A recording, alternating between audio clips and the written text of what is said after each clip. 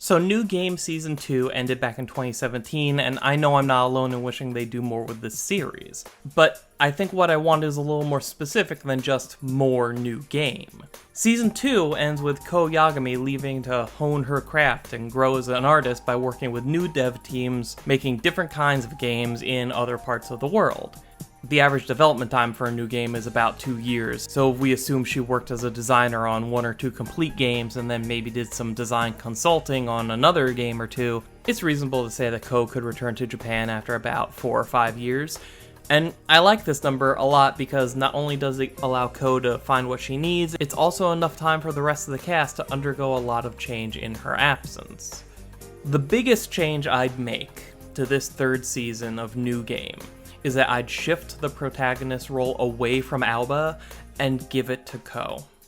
The last time she saw the rest of the cast, they were all highly talented young people, brimming with untapped potential. By coming back into their lives after all this time, Ko would be in the exact same boat as the audience. She'd have to learn all the same new stuff that we do, since neither we or Ko has any idea what the rest of the cast has been doing since the end of Season 2. Were Hifumi's attempts to become more outgoing helped or hindered by her climbing the corporate ladder? Hajime was starting to lean towards being a designer. Has she embraced that path, or is she still an animator? Yoon only worked in games because she didn't know what else to do. How has her relationship to her job changed? Is she still even working in games? Has Nene taken what she learned working at Eagle Jump and become an indie developer? Did Rin ever move on, or is she still hanging on to her unrequited love for Ko? There's a lot of very easy paths for a new season to explore, but the best thing a continuation of the series could do is correct the biggest mistake of Season 2, how it handles the relationship between Alba and Momo.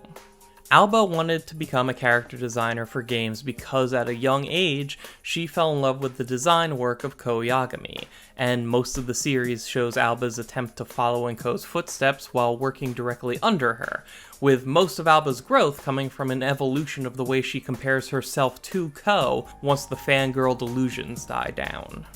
What Season 2 never actually seems interested in exploring is that Momo is literally another Alba. She has the exact same backstory and motivation. The biggest difference between the two is that Momo is a lot more focused and confident in her abilities, while Alba is a lot better in social situations. And beyond that basic setup, nothing is really ever done with their relationship ever again.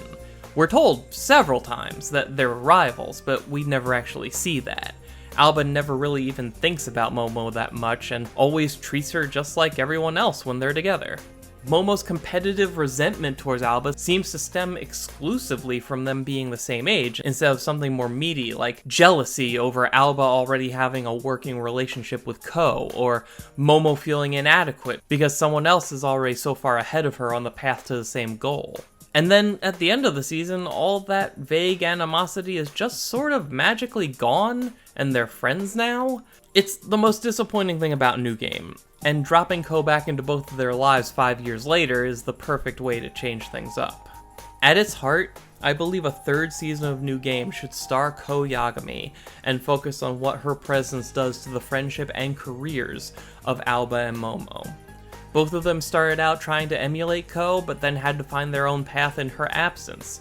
What happens when Ko is suddenly back in their lives? How will the return of their idol change the way they look at themselves, their careers, and each other? There's a lot of really interesting ideas and themes left to explore, and the show's already flirted with all of them. But I think one more season that really focuses on these elements is just the DLC this series needs to feel complete. I'd also like to see a much more serious critique of crunch in the game industry, something that this show includes while not taking seriously at all.